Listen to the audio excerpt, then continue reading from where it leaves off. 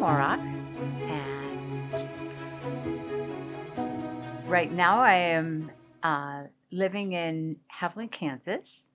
My husband Bruce and I were missionaries since 1987. We worked in southern Idaho, and then in 1991 we went to Mexico. And in 1995 we went back to Idaho, and he was the director of Kokolala Lake Bible Camp. One of the reasons, besides going back to the camp, that we went back to Idaho is because our children had both moved back to southern Idaho. And then they both left. And so we were sitting and we said, you know, there's lots of people here who could be doing home missions. And we've been acclimated to Mexico, and we know the language. And since we have to fly to go see our children, why not go back to Mexico?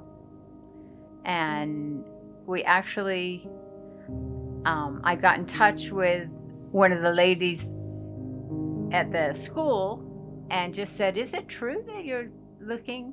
Because I had looked online and saw that they were looking for a administrator again. And she said, yes, are you really interested? And the next day we got a phone call from the chairman of the board of the school. And in 1911, January of 2011, yes, we moved back to Puebla, Mexico. And we ended up moving back into the same exact house that we had left and into the same exact position that we had left.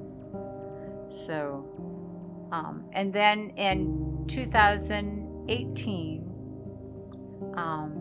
2 years before, we had switched ministries from the school to work with BAM Center, Business as Missions, with our friends Tom and Sandy Basile. And at the time he started thinking, you know, I always wanted to finish as a pastor. That's what he had trained for. And then he was a missionary, and then he was in education and had never been a pastor. And he had a heart of a pastor. So